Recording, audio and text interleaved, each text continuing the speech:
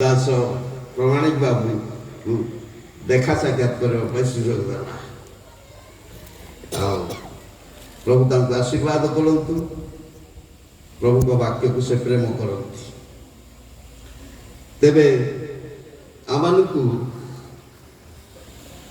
आज आसंता काली पर दिन प्रभु को वाक्य चिंता करवा ये गोटे सुंदर कथा लेखा अच्छी अतएव हे स्वर्गीय आह्वान सहभागी पवित्र भातृगण आम मान विश्वास मतानुसार प्रेरित और महाजाजक जीशु विषय भावी देख जीशु विषय भावी देख क्या विषय भाविया को आम आसीचे आम जीवन सारा जीशु विषय भाविले दिन सर ना कहती 12 वर्ष दिन राति परम गीत भावी भावी लिखी 6 वर्ष रे 18,000 घंटा जीशु विषय भावी भावी प्रकाशित वाक्य लिखी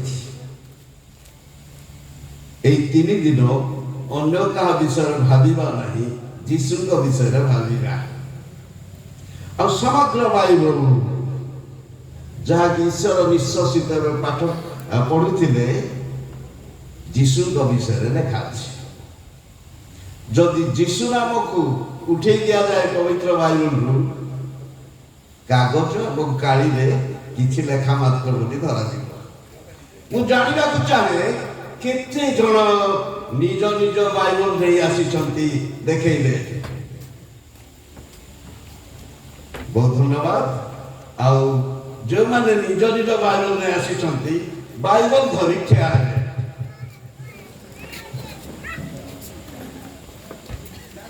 कहे यह मोर बाइबल यह मत स्वर्ग को नेब this is my Bible this will take me to heaven मैं कहली आसंता काली जमती समस्त बाइबल नहीं आसबे प्रभु समस्त को आशीर्वाद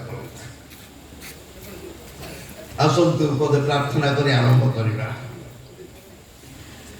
जे वायु को आपणार दूत और अग्निशिखा को आपणार परिचारक करती से महान प्रभुकर पाद तले धन्यवाद उत्सर्ग करुछु कारण प्रभु ए सुंदर समय निरूपण करियछ प्रार्थना करछु प्रभु उपासनार केंद्र बिंदु रे रही सब गौरवनीय प्रार्थना शुणी धन्यवाद दे त्राणकर्ता मृत्युंजयी और शीघ्र आसुथिबा प्रभु यीशु नाम रे प्रार्थना करुछु आमेन मु ए 3 दिन प्रकाशित वाक्य कहबी यीशु विषय मुझे बेला आगु आसी परम गीत प्रचार करुଥିଲି अब आपण माने प्रकाशित वाक्य शुणिबे भाग्यवान कारण पवित्र आत्मा निजे प्रकाश करती 1 पर्वर 3 पदरे जे पाठ करे और जो माने श्रवण करती जो माने पालन करती से माने धन्य आउ मु कहबी आपण माने शुणिबे धन्य आपण पढ़िबे धन्य पालन कले निश्चय धन्य शेष समय प्रकाशित वाक्य अति जरूरी तेणु आज आम 3 दिन प्रकाशित वाक्य उपरे आलोचना करवा समस्त मो सहित कहतु आमेन प्रकाशित वाक्य कहार जौन को प्रकाशित वाक्य नुहे this is the revelation of Jesus Christ जीशुंकर प्रकाशित वाक्य जहनक प्रति 6 गोटी स्तर रे प्रकाशित वाक्य आम पाखरे पहुंची ईश्वर आपण दास जीशु दूत जहन सप्तमंडली एवं परिशेष आमे ईश्वर जीशु ख्रीस्ट ଯୀଶୁ ଖ୍ରୀଷ୍ଟଙ୍କ ଠାରୁ ଦୂତଙ୍କ ଠାରୁ ଯୋହନଙ୍କ ଠାରୁ ସପ୍ତ ମଣ୍ଡଳୀ ଏବଂ ଏ ଶେଷ କାଳରେ ଆମ ପ୍ରତି ଏତେ ସ୍ତରରେ ଆସି ଆମ ନିକଟରେ ପହଞ୍ଚିଛି। ଆଉ ଆମେ ଧନ୍ୟ ଯେ ଏହି ପୁସ୍ତକ ପାଠ କରେ ସେ ଧନ୍ୟ, ଯେ ଶ୍ରବଣ କରେ ସେ ଧନ୍ୟ, ଯେଉଁମାନେ ପାଳନ କରନ୍ତି ସେମାନେ ଧନ୍ୟ। ଆଉ ମୁଁ ବିଶ୍ୱାସ କରେ এই 3 ଦିନ ପ୍ରକାଶିତ ବାକ୍ୟରୁ ଆମେ ଶୁଣିବା ଆଉ ଧନ୍ୟ ହେବା। ସମସ୍ତେ ମୋ ସହିତ କୁହନ୍ତୁ ଆମେନ୍। ତେବେ ଯୋହନଙ୍କ ପ୍ରତି ପ୍ରକାଶିତ ବାକ୍ୟ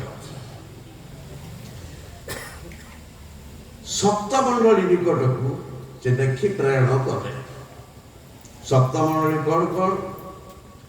ଏଫିସି, ସ୍ମର୍ଣ୍ଣା, ପର୍ଗମ, ଥିଆତିରା, ସାର୍ଦି, ଫିଲାଦେଲଫିଆ, ଲାଉଦିକିଆ। ଥରେ ଜଣେ ପାଳକ এই 7ଟା ମଣ୍ଡଳୀ ବିଷୟରେ ପ୍ରଚାର କରୁଛନ୍ତି। ଆଙ୍ଗୁଠି ଗଡ଼ି ଗଡ଼ି ଓଲଟ ପାଲଟ କରି 7ଟା ଖେଟେଇ ପାରିନାହାନ୍ତି।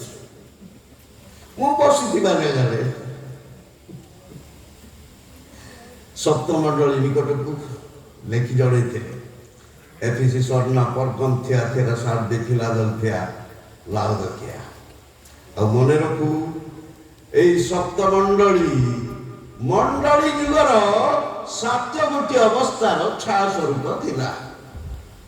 ଏଫିସି ମଣ୍ଡଳୀ ଠାରୁ ଲାଉଦିକିଆ ମଣ୍ଡଳୀ ପର୍ଯ୍ୟନ୍ତ ମଣ୍ଡଳୀ ଯୁଗ ପେଣ୍ଟିକଷ୍ଟ ଠାରୁ ଆରମ୍ଭ ହୋଇଛି। ମଣ୍ଡଳୀ ଯୁଗର ଶେଷ ଅବସ୍ଥା 7ଗୋଟି ଅବସ୍ଥା ବିଷୟରେ এই ସପ୍ତମଣ୍ଡଳୀ ସୂଚାଏ। ପ୍ରଥମେ ଏଫିସି ମଣ୍ଡଳୀ ଠାରୁ ଆରମ୍ଭ ହୋଇଛି। ଶେଷ ମଣ୍ଡଳୀ ଲାଉଦିକିଆ ମଣ୍ଡଳୀ। ଲାଉଦିକିଆ ମଣ୍ଡଳୀ ଶୀତଳ ନୁହେଁ କି ଉଷ୍ଣ ନୁହେଁ। ଆଉ ଶେଷ ଯୁଗରେ এই ପ୍ରକାର ଅବସ୍ଥାରେ ଆସି ପହଞ୍ଚିଛି। ସେଥିପାଇଁ ଆମେ ସଚେତନ ରହୁ, କାରଣ ସମୟ ସନ୍ନିକଟ। ସେଇଥିପାଇଁ ଯୋହନଙ୍କ ନିକଟରେ ଏହା ପ୍ରକାଶ କରାଯାଇଥିଲା। ସପ୍ତମଣ୍ଡଳୀ ମଧ୍ୟରୁ ପ୍ରଥମ ମଣ୍ଡଳୀ ହେଉଛି ଏଫିସି ମଣ୍ଡଳୀ। ଯୋହନ ଯେତେବେଳେ ଏଫିସି ମଣ୍ଡଳୀର ପାଳକୀୟ ଦାୟିତ୍ୱରେ ଥିଲେ ସେତେବେଳେ ତାଙ୍କୁ ନିର୍ବାସନ କରାଯାଇଥିଲା ଖ୍ରୀଷ୍ଟାବ୍ଦ 45ରେ। ସେଥିପାଇଁ ସପ୍ତମଣ୍ଡଳୀ ମଧ୍ୟରୁ ପ୍ରଥମ ମଣ୍ଡଳୀ ଏଫିସି ମଣ୍ଡଳୀକୁ ତାଙ୍କର ପତ୍ର ବାର୍ତ୍ତା ଦେଖିବାର ଯଥାର୍ଥ ଥିଲା। ଆଉ ପ୍ରଥମ ମଣ୍ଡଳୀ ଏଫିସି, ସ୍ମର୍ଣ୍ଣା, ପର୍ଗମ, ଥିଆତିରା, ସାର୍ଦି, ଫିଲାଦେଲଫିଆ ଓ ଲାଉଦିକିଆ। ଏବେ ଏଫିସି ମଣ୍ଡଳୀ ନିକଟକୁ ବାର୍ତ୍ତା ଦେବା ପରେ 7 ପଦରେ ଅର୍ଥାତ୍ 2 ପରର 7 ପଦରେ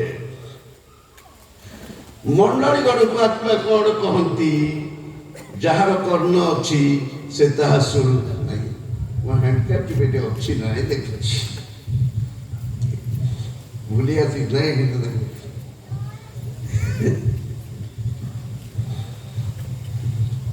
ନାହିଁ ବୋଧେ ଚାଲ ଓକେ ଚଳିବ। ପ୍ରକାଶ ବାକ୍ୟ 2 ପରର 7 ପଦରେ ଏଫିସି ମଣ୍ଡଳୀ ନିକଟକୁ ବାର୍ତ୍ତା ଦେଲା ବେଳେ 7 ପଦରେ ପବିତ୍ର ଆତ୍ମା ଉଲ୍ଲେଖ କରନ୍ତି ମଣ୍ଡଳୀ ଗୁଡ଼ିକୁ ଆତ୍ମା କଣ କହନ୍ତି? ଯାହାର କର୍ଣ୍ଣ ଅଛି ସେ ତାହା ଶୁଣୁ।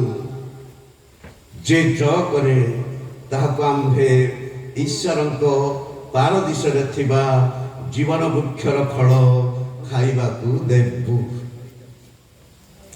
ଏହା ଏକ ସର୍ତ୍ତମୂଳକ ପ୍ରତିଜ୍ଞା।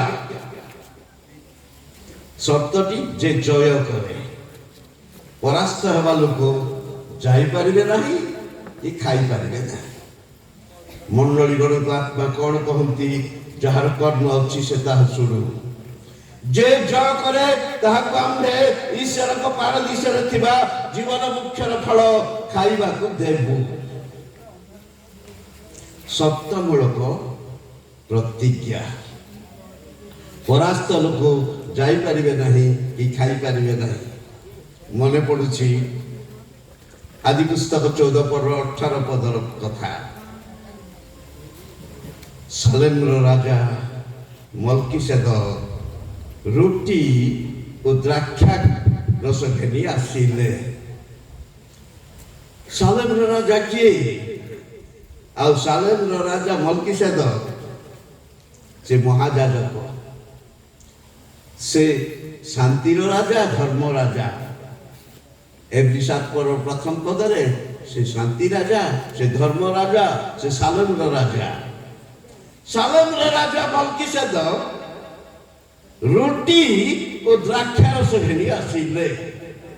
କା ପାଖକୁ? ଅବ୍ରାହ୍ମଙ୍କ ପାଖକୁ। କେତେବେଳେ ଆସିଲେ? ଅବ୍ରାହ୍ମ କଦରଲାଇମର ରାଜାଙ୍କୁ ଏବଂ ସହଯୋଗୀ ରାଜାମାନଙ୍କୁ ଯୁଦ୍ଧରେ ପରାସ୍ତ କରି ଫେରିବା ବେଳେ ମଲ୍କିସେଦକ ରୁଟି ଓ ଦ୍ରାକ୍ଷା ରସ ଘେନି ଆସିଲେ। ଏ ଆଶ୍ଚର୍ଯ୍ୟର କଥା! ସୁନା ଗହଣା ଧନ ରତ୍ନ ପୁରସ୍କାର ନ ଦେଇ ରୁଟି ଓ ଦ୍ରାକ୍ଷା ରସ ଘେନି ଆସିଲେ। ତା ତାତ୍ପର୍ଯ୍ୟ କଣ ହେଇପାରେ? ରୁଟି କଣ ଆଉ ଦ୍ରାକ୍ଷା ରସ କଣ? ଯୀଶୁଙ୍କ କ୍ଷତ ବିକ୍ଷତ ଶରୀର, ମାଂସ, ରୁଟି ଏବଂ ଦ୍ରାକ୍ଷା ରସ ତାଙ୍କର ରକ୍ତ, ଯାହାକି ଆମେ ପ୍ରଭୁ ଭୋଜ ବିଧି ପାଳନ କରୁଛୁ। ଯଦି ଅବ୍ରାହ୍ମ ପରାସ୍ତ ହେଇ ଆସିଥାନ୍ତେ, ରୁଟି ଏବଂ ଦ୍ରାକ୍ଷା ରସ ପାଇପାରିନଥାନ୍ତେ। ପାଉଲ ସେଥିପାଇଁ କହନ୍ତି, ନିଜ ନିଜକୁ ପରୀକ୍ଷା କର, ଯୋଗ୍ୟ ବିବେଚିତ ହେଲେ ପ୍ରଭୁ ଭୋଜରେ ଅଂଶଗ୍ରହଣ କରିବେ। ପରାସ୍ତ ହେବା ଲୋକମାନେ ପ୍ରଭୁ ଭୋଜ ଅଂଶଗ୍ରହଣ କରିବା ଆଦୌ ଯୁକ୍ତିଯୁକ୍ତ ନୁହେଁ। ଏବେ ପବିତ୍ର ଆତ୍ମା ପ୍ରକାଶ କରନ୍ତି, ଯେ ଜୟ କରେ ତାହାକୁ ଆମେ ଈଶ୍ୱରଙ୍କ ପାରଦୀସରେ ଥିବା ଜୀବନ ବୃକ୍ଷର ଫଳ ଖାଇବାକୁ ଦେବୁ। ପରାସ୍ତ ଲୋକମାନେ ଖାଇପାରିବେ ନାହିଁ କି ଯାଇପାରିବେ ନାହିଁ। ପ୍ରିୟମାନେ, ଏ ଗପ ନୁହେଁ କି କଳ୍ପିତ କାହାଣୀ ନୁହେଁ କି ଶ୍ରୁତିମଧୁର କଥା ନୁହେଁ। ପାଉଲଙ୍କ ଭାଷାରେ କହିବାକୁ ଗଲେ ମୁଁ ତୁମମାନଙ୍କୁ ଗୋଟିଏ ନିଗୁଡ କଥା କହୁଅଛି। ତେବେ ମୁଁ ଆଜି ଆପଣଙ୍କୁ କହିବି ପାରଦୀସ। କିଛି ଦିନ ତଳେ ମୁଁ କଟକରେ ଯକ୍ଷ ଏବଂ ଯୀଶୁଙ୍କ ବିଷୟରେ ପ୍ରଚାର କରିଥିଲି। ତାହା ପ୍ରଚାର କରିବା ବେଳେ ପାରଦୀସ ବିଷୟରେ ଟିକେ କହିଥିଲି। ଆଜି ଯକ୍ଷଙ୍କ କଥା କହିବିନି। ଯକ୍ଷ ଏବଂ ଯୀଶୁ ତାଙ୍କ ଘରେ ବହୁତ ବିଷୟରେ କଥାବାର୍ତ୍ତା ହେଇଥିଲେ। ଲୁକ 19 ଅଧ୍ୟାୟରେ ଯକ୍ଷଙ୍କୁ ଯୀଶୁ କହିଥିଲେ, ଯକ୍ଷ ଶୀଘ୍ର ନେଇ ଆସ, କାରଣ ଆଜି ଅବଶ୍ୟ ମୁଁ ତୁମ ଘରେ ରହିବାକୁ ହେବ। ତାଙ୍କ ଘରେ ଯଦି ରହିଥିଲେ ଗୋଟେ ଦିନ କଥାବାର୍ତ୍ତା ହେଇନଥିବେ, କଣ ମୌନ ହୋଇ ରହିଥିଲେ? ଅନେକ କଥାବାର୍ତ୍ତା ମୁଁ କଟକରେ ସେଟା ପ୍ରଚାର କରିଥିଲି। ଆଉ ତାହା ପ୍ରଚାର କରିବା ବେଳେ ପାରଦୀସ ବିଷୟରେ ଟିକେ କହିଥିଲି। ଜଣେ ଭାଇ ଉପସ୍ଥିତ ଥିଲେ, ଆଉ ତାହା ଶୁଣିଥିବେ। କିନ୍ତୁ ଯାହା କହିଛି ମୁଁ ଆଜି ଅଲଗାଟା କହିବି। ଯକ୍ଷଙ୍କର ବିବରଣ ଆଜି ମାଇନସ୍ କରି କେବଳ ପାରଦୀସ କଥା କହିବି। କାରଣ ମଣ୍ଡଳୀ ଗଣକୁ ଆତ୍ମା କଣ କହନ୍ତି, ଯାହାର କର୍ମ ଅଛି ସେ ତାହା ଶୁଣୁ। ଯେ ଜୟ କରେ ତାହାକୁ ଆମ୍ଭେ ଈଶ୍ୱରଙ୍କ ପାରଦୀସରେ ଥିବା ଜୀବନ ବୃକ୍ଷର ଫଳ ଖାଇବାକୁ ଦେବୁ। ମଣ୍ଡଳୀ ଗଣକୁ, କେବଳ ସପ୍ତ ମଣ୍ଡଳୀ ନୁହେଁ, ଆଜି ପୃଥିବୀରେ ଯେତେ ସବୁ ମଣ୍ଡଳୀ ଅଛି, ଆପଣଙ୍କର ମିଞ୍ଚିଂପାଟନା ମଣ୍ଡଳୀକୁ ମଧ୍ୟ ଏହି ବାର୍ତ୍ତା ରହିଛି। ଯାହାର କର୍ମ ଅଛି ସେ ତାହା ଶୁଣୁ। ପୃଥିବୀରେ ଏକମାତ୍ର ପ୍ରାଣୀ ସର୍ପ, ଯାହାକୁ କୁହାଯାଏ ଚକ୍ଷୁଶ୍ରବା, ତାର କାନ ନାହିଁ। ସର୍ପ ଶୟତାନ ଯାହାର ଅନ୍ତରରେ ପ୍ରବେଶ କରିବ ସେ କର୍ଣ୍ଣହୀନ ସଦୃଶ୍ୟ। ସଭାରେ ବସିଥିଲେ ବୋଧେ ଢୋଳଉଥିବ। ପ୍ରିୟମାନେ, ଆମେ ଜାଣି ରଖୁ, ମଣ୍ଡଳୀ ଗଣକୁ ଆତ୍ମା କଣ କହନ୍ତି, ଯାହାର କର୍ମ ଅଛି ସେ ତାହା ଶୁଣୁ। ଯେ ଜୟ କରେ ତାହାକୁ ଆମ୍ଭେ ଈଶ୍ୱରଙ୍କ ପାରଦୀସରେ ଥିବା ଜୀବନ ବୃକ୍ଷର ଫଳ ଖାଇବାକୁ ଦେବୁ। ଆଜି ମୁଁ ପାରଦୀସ ବିଷୟରେ କହିବି। ପାରଦୀସ କୋଉଠି ଥିଲା, କୋଉଠାରୁ କୋଉଠିକି ଗଲା, ଏବେ କୋଉଠି ଅଛି, ଆଉ ସେଠିକି ଯିବା ପାଇଁ ଆମର କର୍ତ୍ତବ୍ୟ କଣ? ଚାରି ସ୍ତର। ପାରଦୀଶ କୋଉଠି ଥିଲା, କୋଉଠାରୁ କୋଉଠିକି ଗଲା, ଏବେ କୋଉଠି ଅଛି, ସେଠିକି ଯିବା ପାଇଁ ଆମର କର୍ତ୍ତବ୍ୟ କଣ? এই ଚାରିଗୋଟି ବିଷୟକୁ 15 ମିନିଟ୍ ଲାଖି କହିଲେ ମଧ୍ୟ ଘଣ୍ଟାଟି ଲାଗିବ। ଆଉ କୋଉଠି ଥିଲା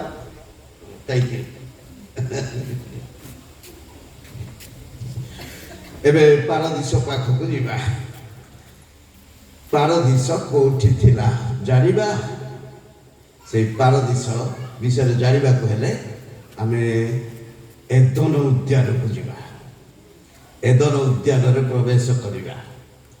ଏଦନ ଉଦ୍ୟାନରେ 4 ଗୋଟି ନଦୀ ପ୍ରବାହିତ ହେଉଥିଲା। ପିସୋନ, ଗିହୋନ, ହିଦକଲ, ଫରାତ। ଆଉ ମନେ ରଖୁ, ଗୋଟିଏ ନଦୀରୁ 4ଟି ଧାର। ଯୀଶୁଙ୍କ ବିଷୟରେ 4 ଗୋଟି ସୁସମାଚାରର ନିଦର୍ଶନ ଥିଲା। ନଦୀ ଗୋଟିଏ, ଧାର 4ଟି। ଗୋଟିଏ ନଦୀରୁ 4 ଧାର। ଆଉ ତାହା ପରବର୍ତ୍ତୀ ସମୟରେ 4 ଗୋଟି ନଦୀର ନାମରେ ପରିଚୟ ହେଲା। ପିସୋନ, ଗିହୋନ, ହିଦକଲ, ଫରାତ। ସେଇ ନଦୀ ପାଖକୁ ଆମେ ଯିବା। ଆଦି ପୁସ୍ତକ 2 ପର୍ବ 11-14 ପଦରେ ସେହି 4 ଗୋଟି ନଦୀ ବିଷୟରେ ପବିତ୍ର ଆତ୍ମା ଉଲ୍ଲେଖ କରନ୍ତି। 11 ପଦରେ ଆମେ ଦେଖୁ, ପ୍ରଥମ ନଦୀର ନାମ ପିସୋନ। ପ୍ରଥମ ନଦୀର ନାମ ପିସୋନ। ସ୍ୱର୍ଣ୍ଣ ଉତ୍ପାଦକ ହବିଲା ଦେଶକୁ ବେଷ୍ଟନ କରେ। ସମସ୍ତେ କହନ୍ତୁ, ବେଷ୍ଟନ କରେ। ନିଜ ବାଇବଲରେ ଏମିତିକା ଗୋଟେ ହାଇଲାଇଟ ପେନ୍ ସବୁବେଳେ ରଖୁଥିବେ, ମାର୍କିଂ କରିବେ, ବେଷ୍ଟନ କରେ। ପ୍ରଥମ ନଦୀର ନାମ ପିସୋନ, ତାହା ହବିଲା ଦେଶକୁ ବେଷ୍ଟନ କରେ। ପ୍ରଥମ ନଦୀ। ଦ୍ୱିତୀୟ ନଦୀ ପାଖକୁ ଯିବା। 13 ପଦରେ ଦ୍ୱିତୀୟ ନଦୀର ନାମ ଗିହୋନ। କୁଶ ଦେଶକୁ ବେଷ୍ଟନ କରେ। ଆଉ ଥରେ ପବିତ୍ର ଆତ୍ମା ଲେଖନ୍ତି, ବେଷ୍ଟନ କରେ। ଅଣ୍ଡରଲାଇନ ଦିଅନ୍ତୁ, ବେଷ୍ଟନ କରେ। ପ୍ରଥମ ନଦୀର ନାମ ପିସୋନ, ହବିଲା ଦେଶକୁ ବେଷ୍ଟନ କରେ। ଦ୍ୱିତୀୟ ନଦୀର ନାମ ଗିହୋନ, କୁଶ ଦେଶକୁ ବେଷ୍ଟନ କରେ। ତୃତୀୟ ନଦୀ ପାଖକୁ ଆସିବା। 14 ପଦରେ ତୃତୀୟ ନଦୀର ନାମ ହିଦକଲ। ଅସୁରୀୟ ଦେଶ ସମ୍ମୁଖ ଦେଇ ଗମନ କରେ। ଗମନ କରେ, ସମ୍ମୁଖ ଦେଇ ଗମନ କରେ। ଆଗରୁ 2ଟା ବେଷ୍ଟନ କରେ, ଏବେ ତୃତୀୟ ନଦୀ କଣ କରେ? ଗମନ କରେ। 14 ପଦର ଶେଷ ଧାଡ଼ିକୁ ଆସିବା। ଚତୁର୍ଥ ନଦୀର ନାମ ଫରାତ। ଫୁଲ ଷ୍ଟପ। ପବିତ୍ର ଆତ୍ମା କିଛି ଲେଖୁନାହାନ୍ତି। କୋଉ ଦେଶକୁ ବେଷ୍ଟନ କରେ, କୋଉ ଦେଶ ଦେଇ ଗମନ କରେ, ତାହାର କୌଣସି ବର୍ଣ୍ଣନା ନାହିଁ। ଉପରୋକ୍ତ 3 ଗୋଟି ନଦୀ ବିଷୟରେ ବର୍ଣ୍ଣନା ଥିବା ବେଳେ ଚତୁର୍ଥ ନଦୀର ନାମ ଫରାତ।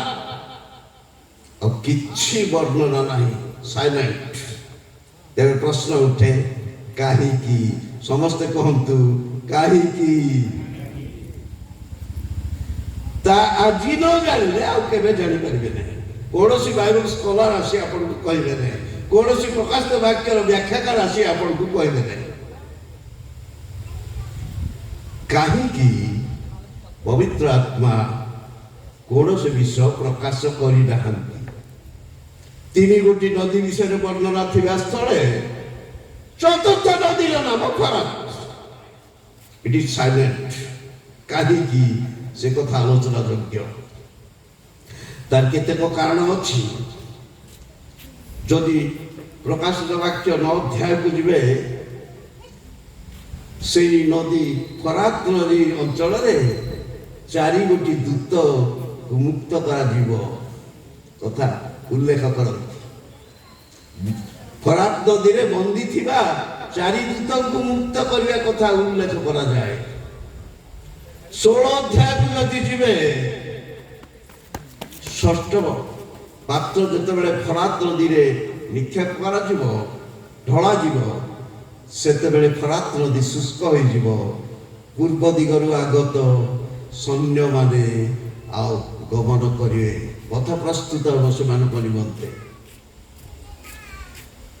ପ୍ରକାଶିତ ବାକ୍ୟରେ କାରଣ ସବୁ ଅଛି। ଆଉ ଗୋଟିଏ ବଡ଼ କଥା, ଆଦି ପୁସ୍ତକ 15 ପର୍ବର 18 ପଦରେ ଅବ୍ରାହମକୁ ଦିନେ ପରମେଶ୍ୱର ଶପଥ କରି କହିଥିଲେ। ସେଦିନ ଅବ୍ରାହମକୁ ପରମେଶ୍ୱର ଶପଥ କରି କହିଥିଲେ, ଆମ୍ଭେ ଏହି ମିଶରୀୟ ନଦୀ ଠାରୁ ଫରାତ ନାମକ ମହାନଦୀ ପର୍ଯ୍ୟନ୍ତ ଏହି ଦେଶ ତୁମକୁ ଦେଲୁ। କୋଉଠୁ କୋଉ ପର୍ଯ୍ୟନ୍ତ? ମିଶରୀୟ ନଦୀ, ନୀଳ ନଦୀ, ରିଭର ନାଇଲ ଠାରୁ ୟୁଫ୍ରେଟିସ୍ ନଦୀ ପର୍ଯ୍ୟନ୍ତ ତୁମ ବଂଶକୁ ଦେଲୁ। ଅବ୍ରାହମଙ୍କ ନିକଟରେ ପରମେଶ୍ୱର ଏହି ପ୍ରତିଜ୍ଞା ଦେଇଛନ୍ତି। ତେବେ ନୀଳ ନଦୀ ରହିଲା ଇଜିପ୍ଟରେ, ଫରାତ ନଦୀ ରହିଲା ଇରାକରେ। ଇସ୍ରାଏଲ ଦେଶର ସୀମା ଏହା ନୁହେଁ। ତେବେ ଏହି ଭବିଷ୍ୟତବାଣୀ କଣ ବିଫଳ ହେବ? ଅବ୍ରାହମଙ୍କ ନିକଟରେ ପରମେଶ୍ୱର ଶପଥ ଦେଇ କହିଛନ୍ତି, ଆମ୍ଭେ ଏହି ମିଶରୀୟ ନଦୀ ଠାରୁ ଫରାତ ନାମକ ମହାନଦୀ ପର୍ଯ୍ୟନ୍ତ ଏହି ଦେଶ ତୁମ ବଂଶକୁ ଦେଲୁ। କେବେ ସଫଳ ହେବ?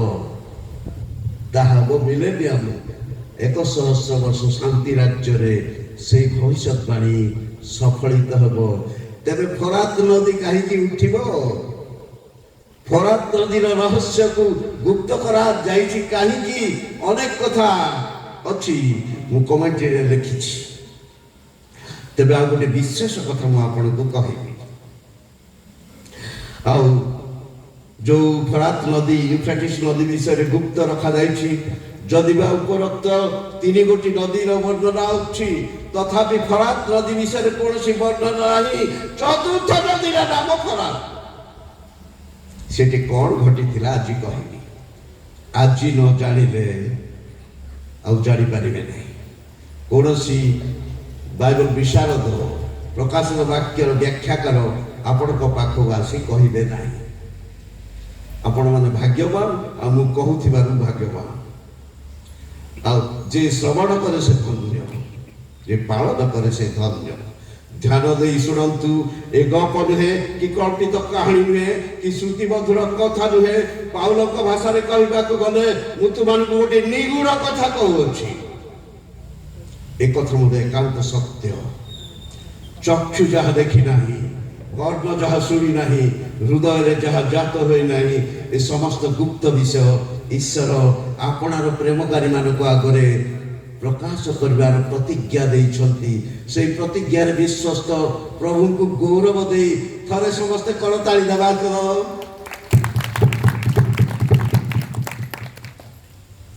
ତେବେ ଆସନ୍ତୁ ସେଇ ଫରାତ ନଦୀ ପାଖକୁ ଯିବା। ସେଠି କଣ ଘଟିଥିଲା? ଆଉ ସେଇ ଫରାତ ନଦୀ ଅଞ୍ଚଳରେ ପାରଦୀସ ଥିଲା। ପାରଦୀସ ହବା ଏବଂ ଆଦମଙ୍କର ବାସସ୍ଥାନ ପାରଦୀସ ସେଇଠି ଥିଲା। ପରମେଶ୍ୱର ଆସୁଥିଲେ, ପ୍ରତିଦିନ ଆସି ଆଳାପ କରୁଥିଲେ, କଥାବାର୍ତ୍ତା କରୁଥିଲେ। ପ୍ରତିଦିନ ବାଇବଲ ବିଶାରଦ ମାନେ ମତ ଦିଅନ୍ତି, ହଜାର ହଜାର ବର୍ଷ ପର୍ଯ୍ୟନ୍ତ ପରମେଶ୍ୱର ଏଦନ ଉଦ୍ୟାନକୁ ଆସି ଆଳାପ କରୁଥିଲେ, ପାରଦୀସକୁ ଆସୁଥିଲେ। ରାଷ୍ଟ୍ରପତି ଯଦି ଦିଲ୍ଲୀରୁ ଆସିବେ ଭୁବନେଶ୍ୱର, ଗଭର୍ଣ୍ଣର ହାଉସକୁ ଯିବେ, ରାଜଭବନକୁ ଯିବେ। ଆଉ ପରମେଶ୍ୱର ଏଦନ ଉଦ୍ୟାନକୁ ଆସୁଥିଲେ, ଠିକ ଜାଗାକୁ ଯୋଉଠି ପାରଦୀସ ଥିଲା, ଯୋଉଠି ହବା ଏବଂ ଆଦମଙ୍କର ବାସସ୍ଥାନ ଥିଲା, ସେଇଠିକି ଆସୁଥିଲେ। ହଜାର ହଜାର ବର୍ଷ ପର୍ଯ୍ୟନ୍ତ ଆଳାପ କରୁଥିଲେ, ଆଳାପ କରୁଥିଲେ। କିଛି ଭାଷା ମଧ୍ୟ ଶିଖେଇଥିଲେ। ଆଦି ପୁସ୍ତକ 11 ପର୍ବର 1ମ ପଦରେ ଆମେ ଦେଖୁ, ସେ ପର୍ଯ୍ୟନ୍ତ ପୃଥିବୀରେ ଗୋଟିଏ ଭାଷା, ଗୋଟିଏ ଉଚ୍ଚାରଣ ଥିଲା। ପରମେଶ୍ୱର ଆଉ କିଛି ଭାଷା ଶିଖେଇଥିଲେ। ସେଇ ଭାଷା କଣ ହେଇପାରେ? ଆପଣ ଜାଣନ୍ତି, ইংরাজী ভাষার 26টা অক্ষর A to Z পর্যন্ত ଆଉ ଓଡ଼ିଆ ଭାଷାରେ 49ଟି ଅକ୍ଷର ଆଉ ଏଭଳି ଏକ ଭାଷା ଶିଖେଇଥିଲେ ଯୋଉ ଭାଷାରେ 22ଟା ଅକ୍ଷର ଥିଲା। ଯଦି କୌଣସି ବିଷୟ ଆମେ ଲେଖିବା ଆମ ନିଜ ଗାଁ Badapada BA DA BA DA ବାଡ଼ା ପାଡ଼ା ବାଡ଼ା ପାଡ଼ା ବଡ଼ ପାଦ ବଡ଼ ପାଡ଼ ଯେହେତୁ ଅକ୍ଷର ଅଳ୍ପ ଅକ୍ଷର ଠିକ ଭାବେ ଲେଖି ହବନି। 26ଟା ଅକ୍ଷରରେ ଯଦି ଏତେ ଅସୁବିଧା 22ଟା ଅକ୍ଷରର ଭାଷା ଶିଖେଇଥିଲେ ଆଉ କେତେ ଅସୁବିଧା ହେଇନଥିବ, କେତେ କଷ୍ଟ ଭାଷା ହେଇନଥିବ। ସେଇ 26ଟା ଅକ୍ଷର ଆଲେଫ ବେତ ଗିମେଲ ଦାଲତ হে বৌ সেন চেত টেক ইউথ কপ লামত মেম নুন সামক ঐন পে সাদে কপ রেস 22টা অক্ষরର ଭାଷା ଶିଖେଇଥିଲେ। ସେଇ ଭାଷା ହିବ୍ରୁ ଭାଷା। ପୃଥିବୀରେ ଗୋଟିଏ ଭାଷା ଥିଲା, ପ୍ରଭୁ ଯୋଉଟା ଶିଖେଇଥିଲେ। ଆଉ ଆମେ ଜାଣି ରଖୁ, ସେଥିପାଇଁ ବାଇବଲର ଲେଖା ଆରମ୍ଭ ହେଲା ହିବ୍ରୁ ଭାଷାରେ। ବାଇବଲର ପ୍ରଥମ ଶବ୍ଦ ଏଲୋହିମ୍। ହିବ୍ରୁ ଭାଷାରେ ଏଲୋହିମ୍ 12 ଓଡ଼ିଆ ତର୍ଜମାରେ ଆଦ୍ୟରେ ପରମେଶ୍ୱର ଉଲ୍ଟ ପାଲ୍ଟ ହେଇଯାଇଛି। କାହିଁକି? କେଜେଭି ବାଇବଲରେ in the beginning God created, in the beginning ବୋଲି କେଜେଭି ତର୍ଜମାରେ ହେଇଥିବା ଯୋଗୁଁ ଆମ ଓଡ଼ିଆ ତର୍ଜମାରେ ଆଦ୍ୟରେ ପରମେଶ୍ୱର, ଆଦ୍ୟରେ ପ୍ରଥମେ ରଖି ଦ୍ୱିତୀୟରେ ପରମେଶ୍ୱର ହେଇଛି। କିନ୍ତୁ ହିବ୍ରୁ ବାଇବଲରେ ଟେକ୍ସଟରେ ପ୍ରଥମ ଶବ୍ଦ ଏଲୋହିମ୍ ଏଲୋସିମ୍ ବାରାସେଟ୍। ତେବେ ଏଇଭଳି ଏକ ଭାଷା ପ୍ରଭୁ ବ୍ୟବହାର କଲେ, ଆଶ୍ଚର୍ଯ୍ୟ ଭାଷା। କାରଣ ଈଶ୍ୱରଙ୍କ ବାକ୍ୟ ଆଶ୍ଚର୍ଯ୍ୟ, ଆଉ ତାହାକୁ ଅଧିକ ଆଶ୍ଚର୍ଯ୍ୟାନ୍ୱିତ କରିବା ନିମନ୍ତେ ଏକ ଆଶ୍ଚର୍ଯ୍ୟ ଭାଷାକୁ ପ୍ରୟୋଗ କଲେ। ଆପଣ ଜାଣନ୍ତି, ଖାଲି ଭାଷା ନୁହେଁ, କ୍ୟାଲେଣ୍ଡର ମଧ୍ୟ। ଯୋଉ କ୍ୟାଲେଣ୍ଡରରେ ବାଇବଲ ଲେଖା ହେଇଛି ଆମ କ୍ୟାଲେଣ୍ଡର ପ୍ରକାର ନୁହେଁ। ଜୁଲିଆନ କ୍ୟାଲେଣ୍ଡର বা গ্রেগরিয়ান ক্যালেন্ডার বা রোমান ক্যালেন্ডার বা ইংলিশ ক্যালেন্ডার প্রকারে বাইবেল লেখা যায় ନାହିଁ। ଆମର calendar 30 days of September, April, June and November, all the rest of 31 excepting February alone, which has 20 days clear but 29 in each leap year. This is our calendar. এই calendar প্রকারে Bible লেখা যায় ନାହିଁ। ବର୍ଷରେ 365 ଦିନ এই କ୍ୟାଲେଣ୍ଡର ପ୍ରକାରେ Bible ଲେଖା যায় ନାହିଁ। ଆଉ ହିବ୍ରୁ କ୍ୟାଲେଣ୍ଡର ପ୍ରକାରେ ଲେଖା ଅଛି। ହିବ୍ରୁ କ୍ୟାଲେଣ୍ଡରରେ 360 ଦିନ ବର୍ଷ। ସେ ମାସ ଗୁଡ଼ିକ କ'ଣ? ସେ ମାସ ଗୁଡ଼ିକ আবিব, জিব, সিভান, তমুস, এব, এলুল, তিসরি, বুল, কিসলেভ, টেবেত, সেবাক, আদার। আবিব মাস প্রথম মাস, আদার মাস শেষ মাস। যেহেতু ସେମାନଙ୍କ କ୍ୟାଲେଣ୍ଡରରେ 31 ଦିନ ନାହିଁ, ସେଥିପାଇଁ ପ୍ରତ୍ୟେକ 4 ବର୍ଷରେ 13 ମାସ ହେଇଯାଏ। আবিব, জিব, সিভান, তমুস, এব, এলুল, তিসরি, বুল, কিসলেভ, টেবেত, সেবাক, আদার, 13 মাস বিদায়। সেইভଳି ଏକ ଆଶ୍ଚର୍ଯ୍ୟ କ୍ୟାଲେଣ୍ଡର ବାଇବଲରେ ବ୍ୟବହୃତ ହେଇଛି। ଦାନିଏଲଙ୍କ 70 ସପ୍ତାହର ଗଣନା ଆମ କ୍ୟାଲେଣ୍ଡର ପ୍ରକାରେ ନୁହେଁ, ସେଇ ପ୍ରଫେଟିକ୍ କ୍ୟାଲେଣ୍ଡର ପ୍ରକାରେ ହେଇଛି। ତେଣୁ ପ୍ରଭୁ ଏଇଭଳି ଏକ ଭାଷାକୁ ମନୋନୀତ କରିଛନ୍ତି, ଏଇଭଳି ଏକ କ୍ୟାଲେଣ୍ଡରକୁ ମନୋନୀତ କରିଛନ୍ତି ଯାହା ପବିତ୍ର ବାଇବଲରେ ସ୍ଥାନ ପାଇଛି। ପରମେଶ୍ୱର ଏଦନ ଉଦ୍ୟାନକୁ ଆସୁଥିଲେ, ଆଳାପ କରୁଥିଲେ, କଥାବାର୍ତ୍ତା କରୁଥିଲେ।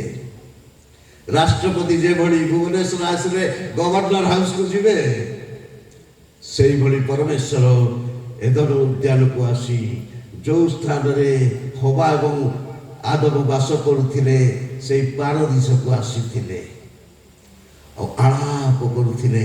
ବର୍ଷେ ନୁହେଁ, 10 ବର୍ଷ ନୁହେଁ, 100 ବର୍ଷ ନୁହେଁ, ହଜାର ହଜାର ବର୍ଷ ପର୍ଯ୍ୟନ୍ତ ଆସି ଆଳାପ କରୁଥିଲେ। ଶୟତାନ ଏହା ଦେଖି ସହ୍ୟ କରିପାରିନଥିଲା। କ'ଣ କଲେ? ମୁଁ ଏମାନଙ୍କୁ ଶିକାର କରିବି, କୋଉଠାରେ ଠାବ କଲେ ଶିକାର କରିବି, କ'ଣ କଲେ ଏମାନଙ୍କୁ ମୁଁ ପରାସ୍ତ କରିବି। ଶୟତାନ ଚେଷ୍ଟା ଚଳାଇଥିଲା ଆଉ ଦିନେ ସୁଯୋଗ ପାଇଲା। ଆଦମଙ୍କର ଅନୁପସ୍ଥିତ ସମୟରେ ପହଞ୍ଚିଲା। ଆଉ ଧନ୍ୟବାଦ ଦେଉଛି ସିଂ ବାବୁଙ୍କୁ। 2026 ସାଲ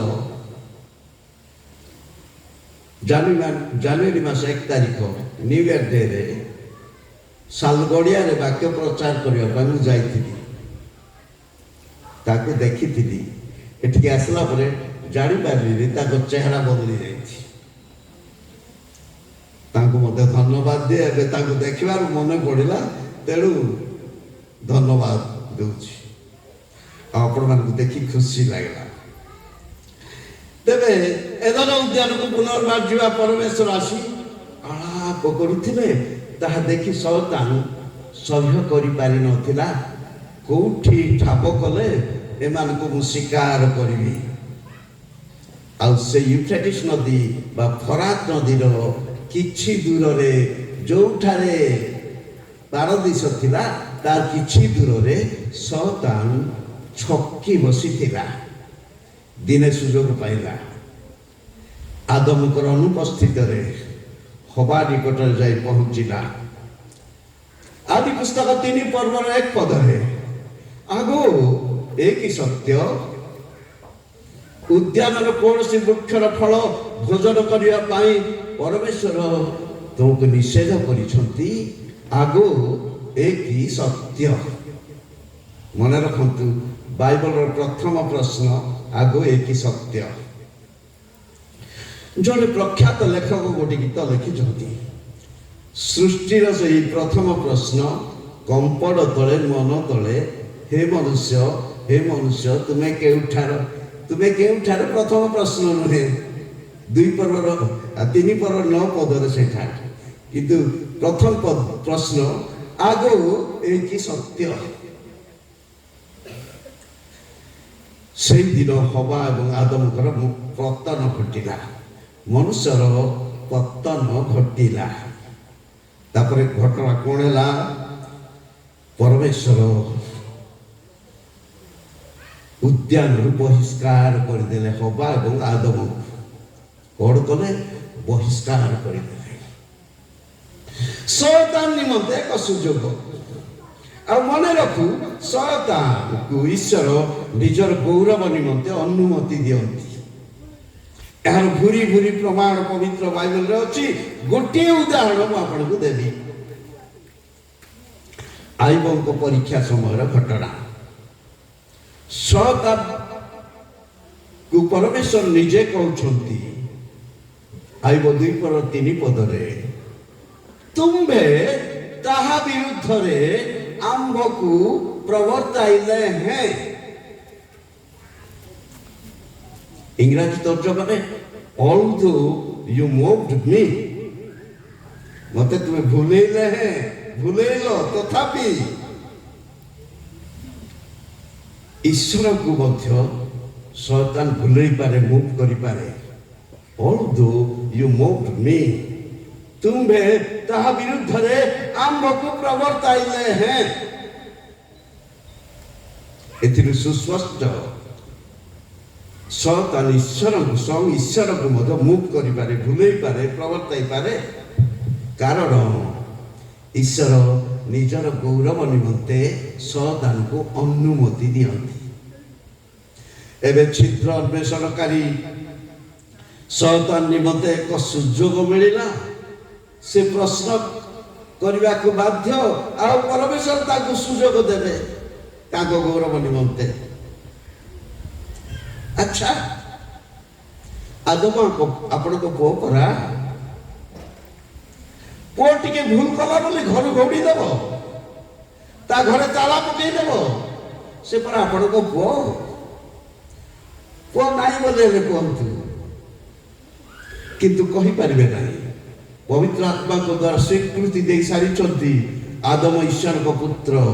ଲୁକ 3:38 ଆଦମ ଈଶ୍ୱରଙ୍କ ପୁତ୍ର, ସେଥ ଆଦମଙ୍କ ପୁତ୍ର, ଆଦମ ଈଶ୍ୱରଙ୍କ ପୁତ୍ର। ଆଉ ଆପଣଙ୍କ ପୁଅ ଟିକେ ଭୁଲ କଲା ବୋଲି ତାକୁ ଘରୁ ଘଉଡ଼ି ଦେବ, ତାକୁ ଘରେ ତାଲା ପକେଇ ଦେବ, ଏ କି କଥା? ସେ ପରା ଆପଣଙ୍କ ପୁଅ। ଆପଣ ସ୍ୱୀକୃତି ଦେଇ ସାରିଛନ୍ତି ଆଦମ ଈଶ୍ୱରଙ୍କ ପୁତ୍ର। ହଁ, ତା ତୁମ ବାପା ପୁଅଙ୍କର କଥା। ଆହୁରି ଗୋଟିଏ ପ୍ରଶ୍ନ ଅଛି, ଯଥାର୍ଥ ଉତ୍ତର ଦେବାକୁ ହବ। ଆଉ ଈଶ୍ୱର ନିଜର ଗୌରବ ନିମନ୍ତେ ସନ୍ତାନକୁ ଅନୁମତି ଦିଅନ୍ତି। ରୋମୀ 6:16 ପାଖକୁ ଯିବା ତଳ ଅଂଶରେ, ଯାହାର ଆଜ୍ଞା ପାଳନ କର ତାହାର ଯେ ତୁମେମାନେ ଦାସ ଅଟ, ଏହା କଣ ଜାଣ ନାହିଁ? ଯାହାର ଆଜ୍ଞା ପାଳନ କଲେ ତାହାର ଦାସ। ପ୍ରଭୁ ଆପଣ ଲ ବ୍ରେକର, କେବେ ବି ଲ ବ୍ରେକର ହେଇପାରିବେ ନାହିଁ।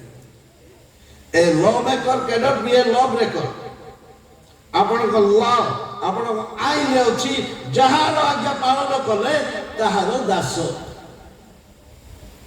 ଏବେ କୁହନ୍ତୁ ତ, ଆପଣଙ୍କ ନିୟମ ପ୍ରକାରେ ଆଦମ ମୋର ଆଜ୍ଞା ପାଳନ କଲା ନା ଆପଣଙ୍କ ଆଜ୍ଞା ପାଳନ କଲା? କୁହନ୍ତୁ। ଯଦି ମୋର ଆଜ୍ଞା ପାଳନ କଲା, ଆପଣଙ୍କ ଆଇନ ପ୍ରକାରେ ମୋର ଦାସ ହେବ କି ନାହିଁ କୁହନ୍ତୁ। ଆପଣ ଲ ବ୍ରେକର, କ୍ୟାନଟ୍ ବି ଏ ଲ ବ୍ରେକର। ଆଉ ସେହି ଦିନାବଧି ଆଦମ ସନ୍ତାନର ଦାସ ହେଲା। ଆଉ ସନ୍ତାନର ସମ୍ପତ୍ତି, ତା ଘର ଦ୍ୱାର, ପାରଦୀସ ସନ୍ତାନ ହାତକୁ ଚାଲିଗଲା। ଆପଣଙ୍କର ମନେ ଅଛି, ପ୍ରାନ୍ତରରେ ପରୀକ୍ଷା ସମୟରେ ସନ୍ତାନ ଯୀଶୁଙ୍କୁ ମଧ୍ୟ କହିଥିଲା ଯେ ତୁମେ ଟିକେ ମୁଣ୍ଡିଆ ମାରିଦେଲେ ମୁଁ ସବୁ ଦେଇଦେବି। ସେ କଣ ସୃଷ୍ଟି କରିଥିଲା? ତେବେ ଯାହାର ଆଜ୍ଞା ପାଳନ କଲେ ତାହାର ଦାସ। ସେଇ ଦିନାବଧି ଆଦମ ସନ୍ତାନର ଦାସ ହେଲା। ଆଉ ଆଦମର ବାସସ୍ଥାନ ପାରଦୀସ ସନ୍ତାନ ହାତକୁ ଚାଲିଗଲା। ତାପରେ ସେ କଣ କଲା କହିବି। ଜିଜିକାଲ 31 ଅଧ୍ୟାୟ 18 ପାଖକୁ ଯିବା, ସେଇ ଭବିଷ୍ୟତବାଣୀ ପାଖକୁ ଯିବା। ତୁମ୍ଭେ ଏଦନସ୍ଥ ବୃକ୍ଷଗଣର ସହିତ ଅଧୋଭୁବନକୁ ଅଣାଯିବ। ତଳଧାରୀ ଅଣ୍ଡରଲାଇନ୍, ତୁମ୍ଭେ ଏଦନସ୍ଥ ବୃକ୍ଷଗଣର ସହିତ ଅଧୋଭୁବନକୁ ଅଣାଯିବ। ଅଧୋଭୁବନ କହିଲେ ପାତାଳ। ଏବେ ସନ୍ତାନ ପାଖକୁ ପାରଦୀସ ଗଲା, ପାରଦୀସକୁ ନେଇ ପାତାଳରେ ରଖିଦେଲା, ଅଧୋଭୁବନରେ ରଖିଦେଲା। ତୁମ୍ଭେ ଏଦନସ୍ଥ ବୃକ୍ଷଗଣର ସହିତ ଅଧୋଭୁବନକୁ ଅଣାଯିବ। এই ভবিষ্যৎবাণী প্রকারে বর্তমান পারদীস অধোভুবনକୁ ଚାଲିଗଲା, ପାତାଳକୁ ଚାଲିଗଲା। ଥିଲା କୋଉଠି? ଖରାତ ନଦୀ ଅଞ୍ଚଳରେ, ଯୋଉଠିକି ପରମେଶ୍ୱର ପ୍ରତିଦିନ ଯାଇ ଆଳାପ କରୁଥିଲେ। ସେଇଠୁ ବର୍ତ୍ତମାନ ସନ୍ତାନ ପାତାଳ ଭିତରକୁ ନେଇ ରଖିଦେଲା। ଆଉ ସେଇ ସମୟରେ ସମଗ୍ର ପାତାଳ ସନ୍ତାନର ଅଧୀନରେ ଥିଲା। ସନ୍ତାନର ଅଧୀନରେ ଥିଲା ସମଗ୍ର ପାତାଳ।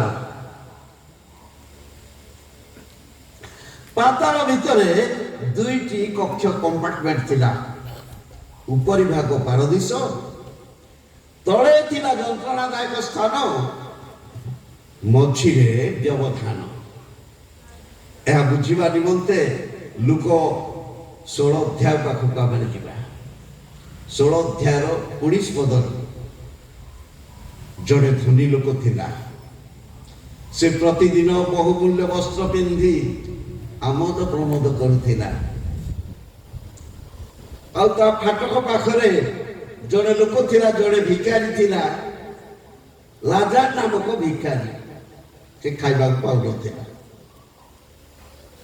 ଆଶ୍ଚର୍ଯ୍ୟର କଥା, ଧନୀ ଲୋକର ନାମ ପବିତ୍ର ଆତ୍ମା ଉଲ୍ଲେଖ କରୁନାହାନ୍ତି, କିନ୍ତୁ ସେ ଭିକାରୀର ନାମ ଲେଖିଛନ୍ତି।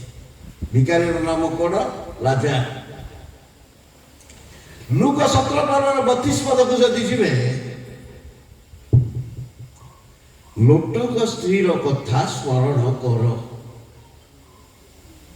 ଲୋଟର ନାମ ଲେଖା ଅଛି, କିନ୍ତୁ ତାଙ୍କ ସ୍ତ୍ରୀର ନାମ ଲେଖାଯାଇ ନାହିଁ। ପବିତ୍ର ଆତ୍ମାକୁ ଧନ୍ୟବାଦ ଦେବା, ଏ ଅଲୋଡ଼ା ଲୋକମାନଙ୍କର ନାମ ଲେଖି ନାହାନ୍ତି।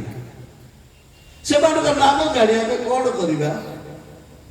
ଯେ କି ନରକରେ କଲମଲ ହଉଥିବା ଧନୀ, ଲବଣ ସ୍ତମ୍ଭ ହଉଥିବା ଲୋଟର ସ୍ତ୍ରୀ, ଏମାନଙ୍କ ନାମ ଲେଖାଯାଇ ନାହିଁ।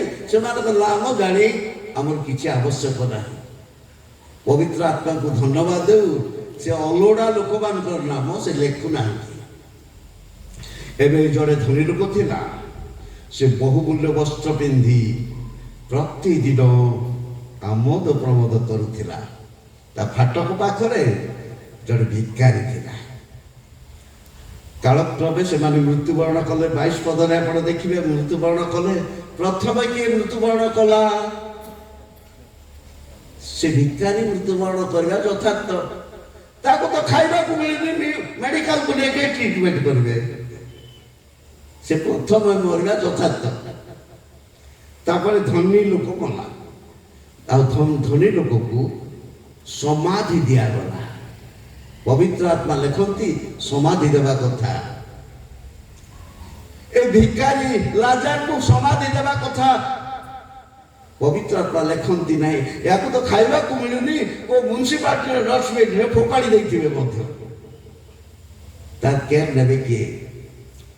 ମାତ୍ର ଏ ଧନୀ ଲୋକ ବିଷୟରେ ଲେଖା ଅଛି, ତାକୁ ସମାଧି ଦିଆଗଲା। ତେବେ ଦେଖିବାକୁ ପାଉ, ଏ ସମାଧି ପାଇଥିବା ବ୍ୟକ୍ତି ନରକରେ କଲବଲ ହେଉଛନ୍ତି। ସେ ଖାଇବାକୁ ମିଳୁନଥିବା ଲୋକ ଦୂତ ମାନେ ଅବ୍ରାହମଙ୍କ କୋଳକୁ ଘେରିଗଲେ। ଅବ୍ରାହମଙ୍କର କୋଳକୁ ଘେରିଗଲେ। ତେବେ ମନେ ରଖୁ,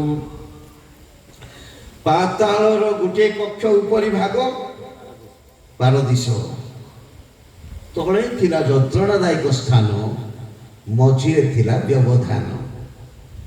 ତେଣୁ ତୁମ ଆମ ମଧ୍ୟରେ ଏକ ବୃହତ୍ ବ୍ୟବଧାନ ଅଛି। ଦାଉଦ ଲେଖନ୍ତି ଗୀତ ସଂହିତା 7:19 ପଦରେ, ଦୁଷ୍ଟମାନେ ଓ ଯେଉଁ ଗୋଷ୍ଠୀମାନେ ପରମେଶ୍ୱରକୁ ପାସରନ୍ତି, ସେ ସମସ୍ତେ ପାତାଳକୁ ଚାଲିଯିବେ। ଦୁଷ୍ଟମାନେ ଓ ଯେଉଁ ଗୋଷ୍ଠୀମାନେ ପରମେଶ୍ୱରକୁ ପାସରନ୍ତି, ସେମାନେ କୋଉଠିକି ଯିବେ? ପାତାଳକୁ ଚାଲିଯିବେ। ମନ୍ଦ ଆତ୍ମା ଗୁଡ଼ିକ ପାତାଳକୁ ଯାଉଥିଲା, ଆଉ ଏବେ ବି ଯାଉଛି। ଉପରେ ଥିଲା ପାରଦୀସ, ସେଠିକି କେଉଁମାନେ ଯାଆନ୍ତି? ତାଙ୍କ ପୁଅ ସୋଲୋମନ ଲେଖିଛନ୍ତି 15:24 ପଦରେ, ହିତୋପଦେଶ 15:24 ପଦରେ, ନିଜ ସ୍ଥିତ ପାତାଳକୁ ତ୍ୟାଗ କରିବା ପାଇଁ ବୁଦ୍ଧିମାନ ଲୋକ ନିମନ୍ତେ ଜୀବନର ପଥ ଊର୍ଦ୍ଧ୍ୱଗାମୀ। ନିଜ ସ୍ଥିତ ପାତାଳକୁ ତ୍ୟାଗ କରିବା ପାଇଁ ବୁଦ୍ଧିମାନ ଲୋକ ନିମନ୍ତେ ଜୀବନର ପଥ ଊର୍ଦ୍ଧ୍ୱଗାମୀ। ଭଲ ଆତ୍ମା ଗୁଡ଼ିକ ଉପରକୁ ଯାଉଥିଲା, ପାରଦୀସକୁ ଯାଉଥିଲା, ଆଉ ଦୁଷ୍ଟ ଆତ୍ମା ଗୁଡ଼ିକ ତଳେ ଯନ୍ତ୍ରଣାଦାୟକ ସ୍ଥାନକୁ ଯାଉଥିଲା। ମନେ ପଡୁଛି ଲୁକ 23:40-43 ପଦର କଥା।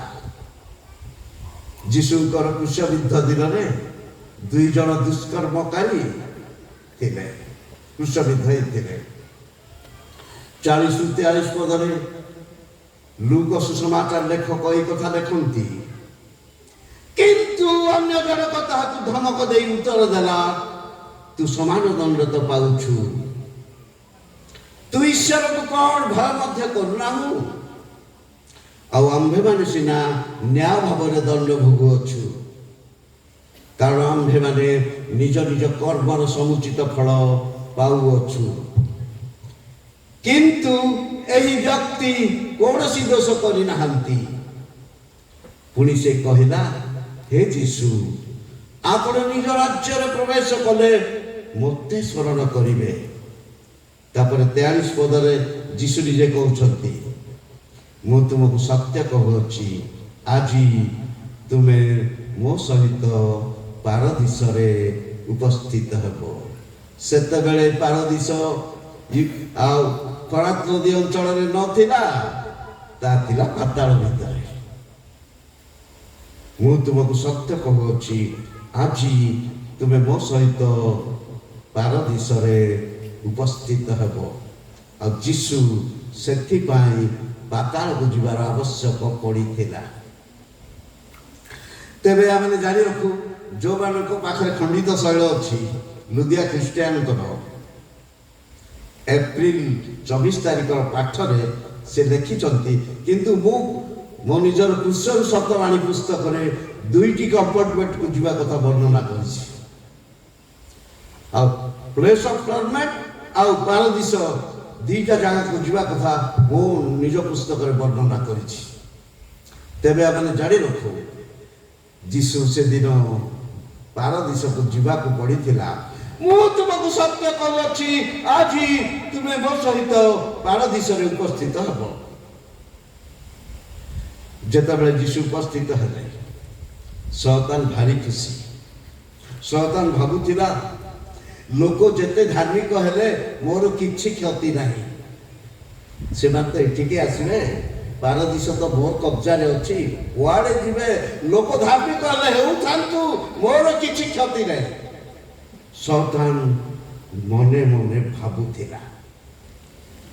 ଆଉ ଯେତେବେଳେ ଯୀଶୁ ଖ୍ରୀଷ୍ଟ ପ୍ରବେଶ କଲେ, ସେତେବେଳେ ଶୟତାନ ଖୁସି। ଭଲ ହେଲା ଆପଣ ମଧ୍ୟ ଏ ଜାଗାକୁ ଆସିଲେ।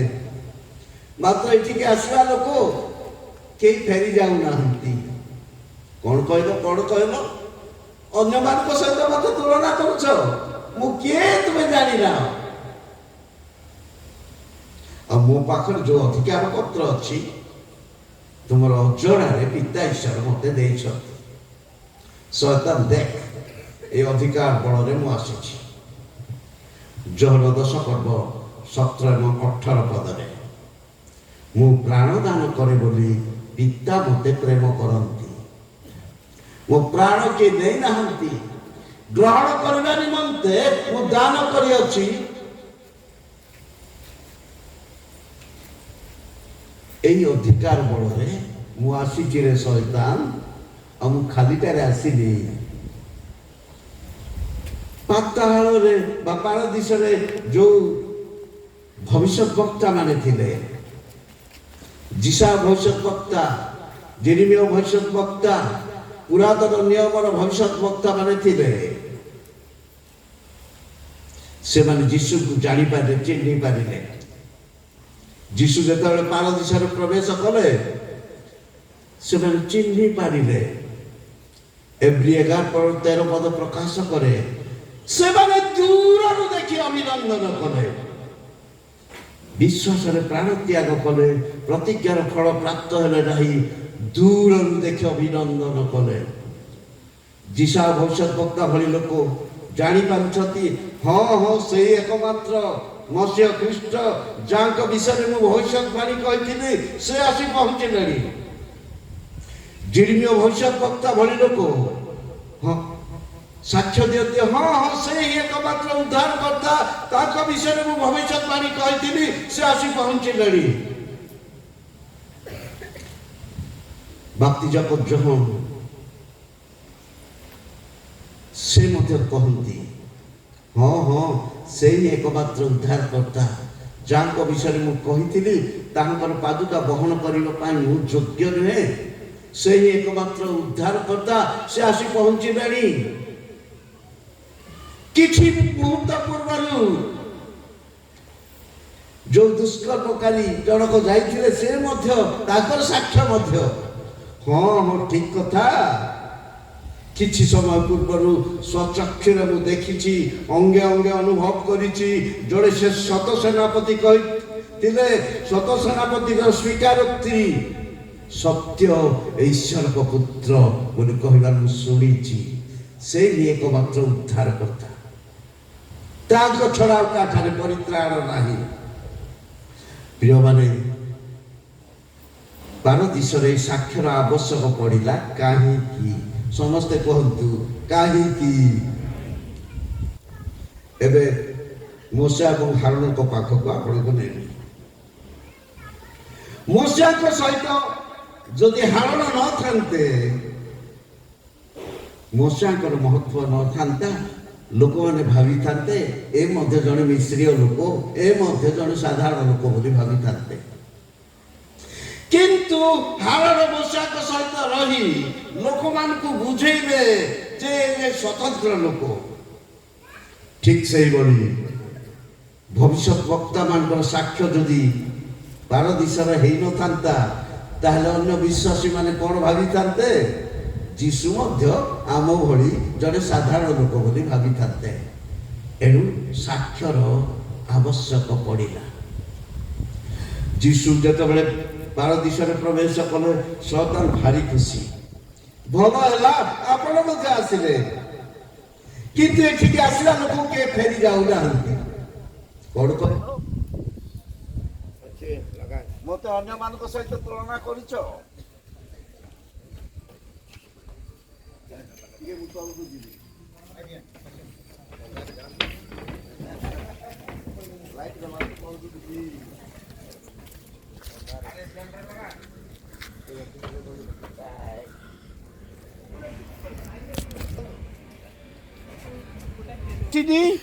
पारदीश को उठे ना भाई आसी मो लोक मान को जो बंदी करी रखीचु मु बंदी करी उठे ना भाई आसी रे शैतान